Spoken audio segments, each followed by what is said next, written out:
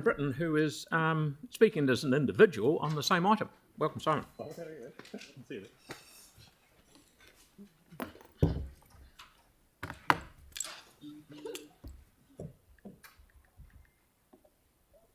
Kia ora koutou katoa.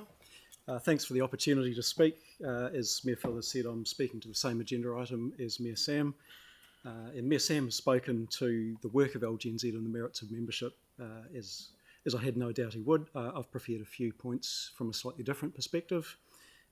Speaking in my individual capacity, I just wanted to make some points that LGNZ membership has benefits for community board members, that there's a cost to exiting LGNZ, and that I also have concerns about the decision-making process should the council resolve to resign from LGNZ. Firstly, benefits of LGNZ membership for community boards include some of those that are listed in the staff report that you have, but there are also others, and I just want to highlight a few benefits in particular, which include access to training modules provided by LGNZ through the Arcona learning platform, as has been discussed. That's crucial for community board members.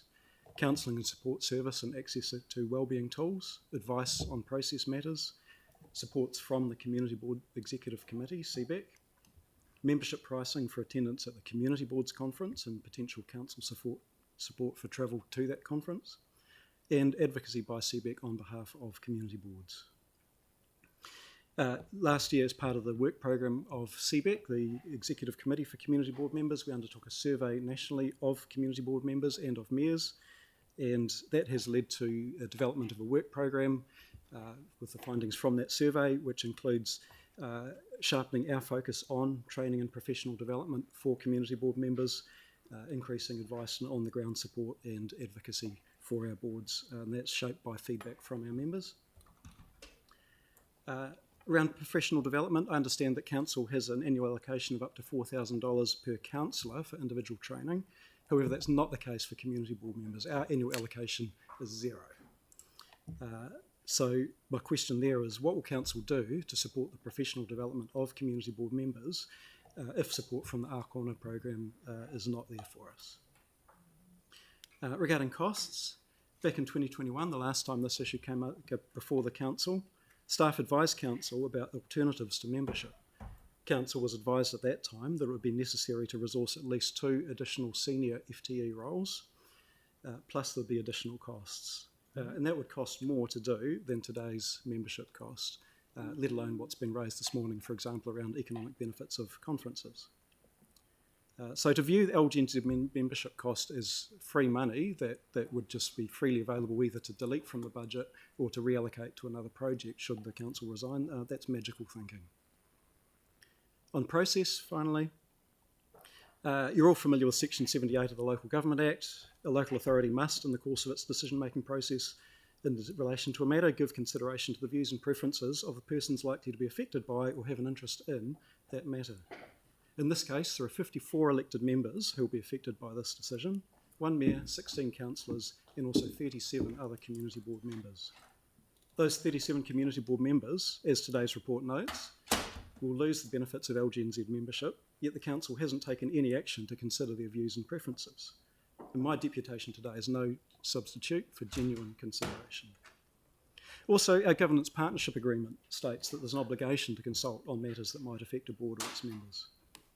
So a decision to resign from LGNZ, if it was made today, would strike me as being inconsistent with both the LGA and the governance partnership agreement. So, in summary, it is my strong encouragement to Council to renew its membership of LGNZ. Should any councillors have concerns with respect to the cost of membership, perhaps as a first step consider how we can better use the resources, the talent, the expertise of LGNZ to the benefit of all elected members and therefore for the broader public as well. And urge councillors to consider that if the council was to resign, community board members will miss out, there'll be costs incurred, and the council, in my personal view, might not be acting in compliance with its obligations.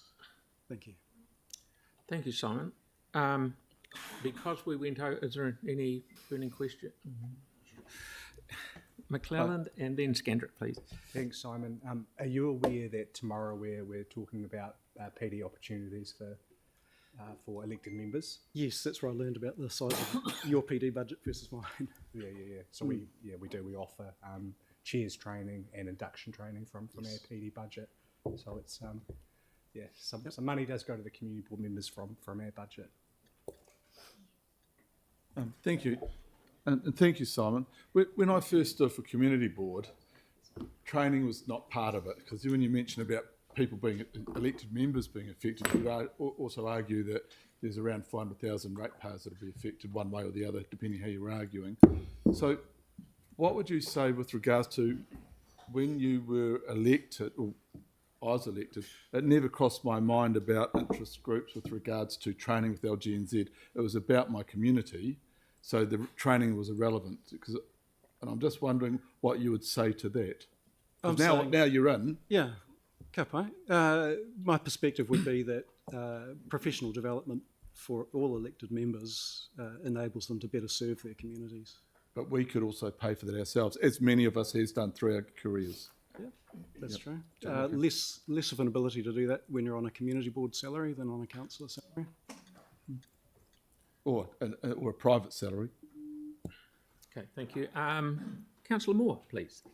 Thank you. So did community board members get any notification of this decision coming to us today? No. None? No. And just picking up the point made one moment ago, do you believe community board members learn everything they need to know in our induction training? No, definitely not. Definitely not. Yeah. No, it's quite subpar in a way, isn't it? Oh, I wouldn't say subpar. It serves a purpose, but there's a lot more to being an elected member than can be covered in a 1 or 2 day induction. So would you consider our induction training professional, the extent of professional development? I wouldn't consider it inadequate amount of professional development for the Thank role. you. Councillor Donovan? Hold or not? Councillor Coker? I was just wondering if you think it would be fair for community board members in, say, Banks Peninsula, which get a very low wage, to be funding their own training? I think that would be unreasonable, especially when other elected members do have access to a PD budget.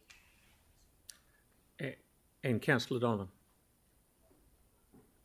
Sorry, I was just going to ask around if you could just sort of advise us. Do you know what sort of the average community board member? I know Banks Peninsula, they get a lot less, but say not a chair, what people get sort of roughly on the community board?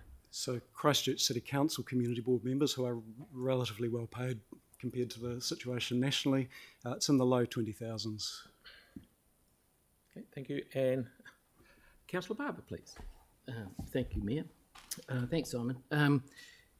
When I came to council, community board, I was voted community board chair in my first term with no training whatsoever.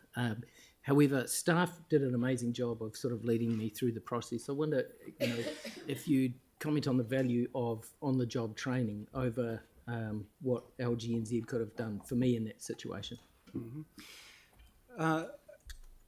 I mean, I can't speak to your situation specifically. I think our staff do an amazing job, and our governance teams, of supporting us within their capacity.